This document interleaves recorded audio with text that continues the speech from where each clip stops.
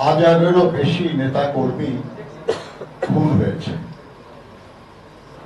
700-র বেশি নেতা কর্মী গুম হয়েছে, লক্ষাধিক মামলার শিকার হয়েছি আমরা। প্রায় 62 লক্ষ বিএনপি নেতা কর্মী গায়েবী এবং মিথ্যা মামলার আসামি। গণতান্ত্রিক সমাজে যারা রাষ্ট্র পরিচালনায় যেতে চান তাদের জনগণের কাছে যেতে হয় ভোটের জন্য। জনগণ সংখ্যাগরিষ্ঠ, সেই জনগণের কাছে ক্ষমতা ফিরিয়ে দেওয়ার জন্যই এই লড়াই। আমরা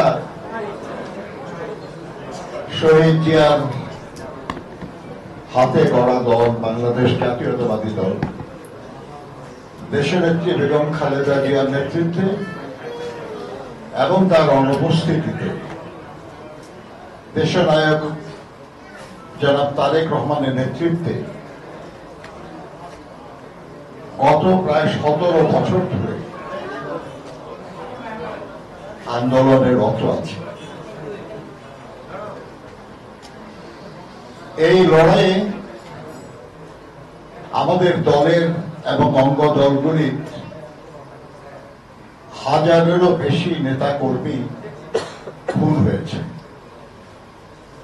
700-র বেশি নেতা কর্মী গুম হয়েছে।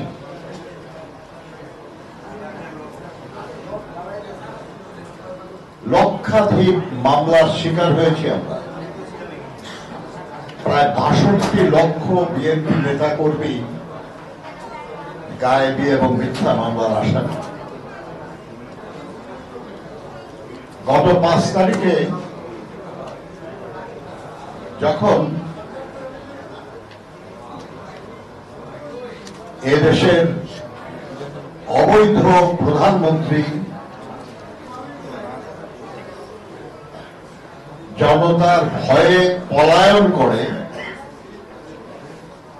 তখন আমি কেরানীগঞ্জ কারাগারে,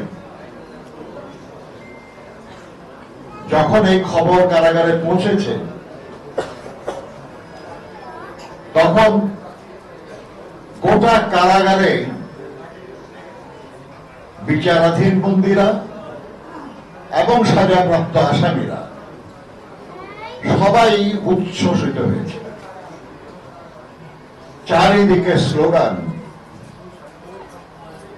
দেশ মুক্ত হয়েছে। শহীদ জিয়ার নামে স্লোগান, বেগম খালেদা জিয়ার নামে স্লোগান এবং এই আন্দোলনে যারা অংশগ্রহণ করেছেন তাদের নামে স্লোগান। আমরা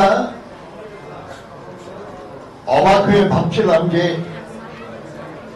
এই চারদিকে যে স্লোগান যারা দিচ্ছে, এরা অনেকেই তাদের পরিচয় আগে প্রকাশ করে নেই। আজকে যারা শহীদ হয়েছেন, যারা আহত হয়েছেন,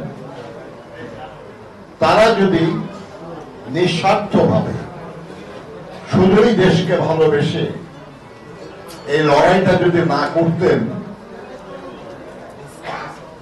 তাহলে দেশও মুক্ত হতো না, আমরাও জেল থেকে বের হতে পারতাম না, কাইয়ুম সাহেব দেশে ফিরতে পারতেন না, এবং তার মতো হাজারো মানুষ, লাখো মানুষ অবর্ণনীয় দুর্দশার শিকার হতেই পারতেন। এমনকি আজ যে বেগম খালেদা জিয়া মুক্ত হয়েছে, সেটাও এই লড়াইয়ের কারণে আজকে দেশ মুক্ত হয়ে গেছে। আপনারা জানেন যে আমরা আমাদের ভারপ্রাপ্ত চেয়ারম্যান সাহেবের নির্দেশক্রমে সারা দেশে যেখানে এই যে আহত বা নিহত হয়েছেন তাদের পাশে আমরা দাঁড়াচ্ছি। প্রতিদিনই দেশের বিভিন্ন জায়গায় আমরা সহায়তা কার্যক্রম চালাচ্ছি। আগামী পরশুদিন কিশোরগঞ্জে আমি নিজেও যাচ্ছি, আমাদের ভারপ্রাপ্ত চেয়ারম্যান ভার্চুয়ালি থাকবেন।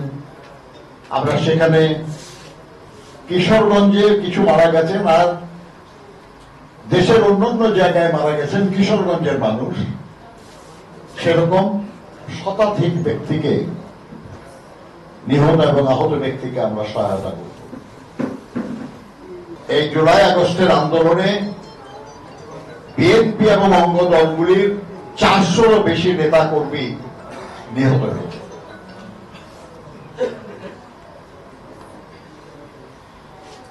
এখানে কে কোন দলের নেতা, কোন দলের কর্মী, এটাই গুরুত্বপূর্ণ না।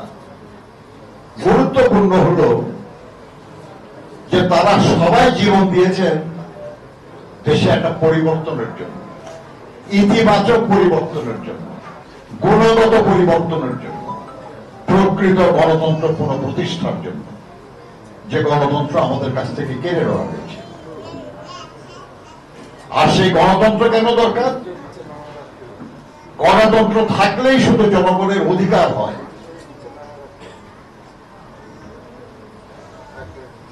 জনগণের সমস্যার সমাধান হয়। কারণ গণতান্ত্রিক সমাজে যারা রাষ্ট্র পরিচালনায় যেতে চান তাদের জনগণের কাছে যেতে হয় ভোটের জন্য। জনগণ সংখ্যাগরিষ্ঠ, সেই জনগণের কাছে ক্ষমতা ফিরিয়ে দেওয়ার জন্যই এই লড়াই। আজকে বাংলাদেশে যতজন মালিক আছে তার কয়েক হাজার গুণ তো আছে শ্রমিক। ভোটের প্রশ্ন যদি আসে তাহলে সংখ্যায় বেশি তো শ্রমিকরা। তাহলে যে সরকারি আসবে তারা মালিকদের চেয়ে শ্রমিকদের গুরুত্ব বেশি দেবে। বড় ব্যবসায়ীদের যে হকার যারা, আমার ক্ষুদ্র ব্যবসায়ী যারা, তাদের গুরুত্ব বেশি দেওয়া হবে, কারণ তাদের ভোট বেশি। এই যে দরিদ্র জনগোষ্ঠী, এই যে পিছিয়ে পড়া জনগোষ্ঠী, তাদের অধিকার নিশ্চিত করার জন্য, তাদের মর্যাদা বাড়ানোর জন্য, তাদের ক্ষমতা বাড়ানোর জন্য গণতন্ত্র দরকার।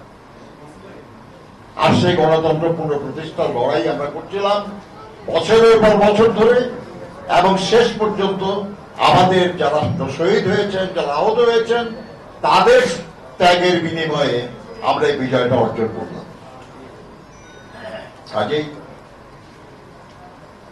এই লড়াইয়ের ইতিহাসে যারা জীবন দিয়েছেন, যারা আহত হয়েছেন, তাদের সবাই শ্রদ্ধার সাথে বেঁচে থাকবেন। বন্ধুগণ, আমরা আপনাদের পাশে থাকব, এই প্রতিশ্রুতি আমরা ঘোষণা করছি। ইনশাআল্লাহ আগামী দিনে আমরা একসাথে কাজ করব। আমার যে মা বোনরা স্বামী হারা হয়েছেন, সন্তান হারা হয়েছেন, আমার যে ভাই বোনরা তাদের পিতা হারা হয়েছেন, মাতা হারা হয়েছেন, আমার যে শিশুরা, যে সন্তানরা যারা নিহত হয়েছেন, আমরা তাদের জীবন ফিরিয়ে দিতে পারবো না, কিন্তু তাদের দুঃসময়ে পাশে থাকতে পারবো। আমরা তাদের প্রাপ্য শ্রদ্ধা এবং সম্মান দিতে পারব,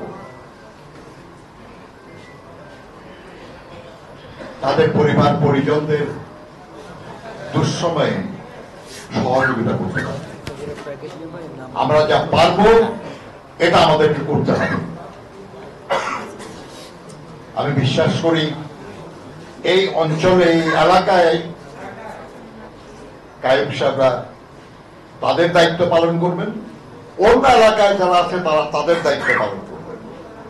এইভাবে আমরা সারা দেশে সবার প্রতি আমাদের দায়িত্ব পালন করবো ইনশাআল্লাহ।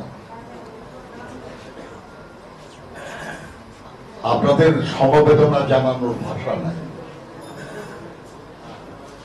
যারা এই আহত অবস্থায় প্রতি মুহূর্তে কষ্ট করছেন, এটা আমি তো এভাবে বুঝবো না যে কি কষ্ট। জানে সবাই যে বিএনপি অফিসের সামনে মঞ্চে গুলিবিদ্ধ হয়েছিলাম আমি, আমার মাথায় গুলি লেগেছে এবং 3টা অপারেশন করতে হয়েছে মাথায়। সবাই সহানুভূতি জানিয়েছে, কিন্তু ব্যথা যে কি এটা তো আমার চেয়ে বেশি বোঝে নাই কেউ। আমরাও বুঝবো না এখন আপনার মধ্যে কত কষ্ট হচ্ছে, কিন্তু অনুমান করি, অনুভব করি যারা শহীদ হয়েছে তাদের পরিবারের কি কষ্ট, যারা আহত হয়েছেন তাদের কি কষ্ট। এই অনুভূতি যেন আমাদের হৃদয়ে বেঁচে থাকে, চিরদিন যেন বেঁচে থাকে এবং চিরদিন যেন আপনাদের প্রতি আমাদের এই শ্রদ্ধা এবং ভালোবাসা থাকে।